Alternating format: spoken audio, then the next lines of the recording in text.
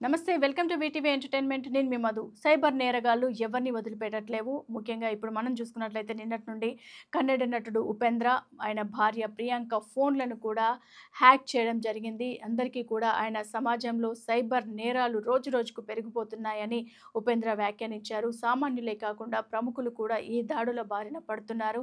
మరి తాజాగా కన్నడ సినీ నటుడు ఉపేంద్ర మరియు ఆయన భార్య ప్రియాంక ఫోన్‌లు సైబర్ నేరగాళ్ల చేతిలోకి హ్యాక్ అయ్యాయి.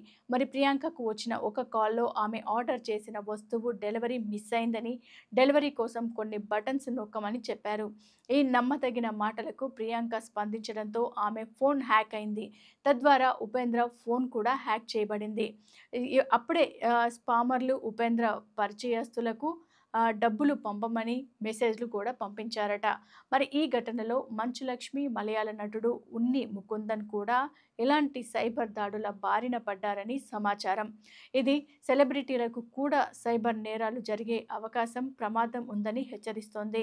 అయితే సైబర్ నేరాలకు గురి కావడం నివారించేందుకు అనధికారిక లింకులు, కాల్స్, మెసేజ్‌లపై జాగ్రత్తగా వహించాలని, మరి ఇలాంటి ఎప్పుడైనా సరే సందేహాస్పద సమాచారం వచ్చినప్పుడు అధికారికంగా నిర్ధారించుకోవాలని మేము కూడా మా వీటీవీ తరఫున హెచ్చరిస్తున్నాము. So keep watching on VTV. వీటీవీని సబ్స్క్రైబ్ చేయడం మర్చిపోకండి.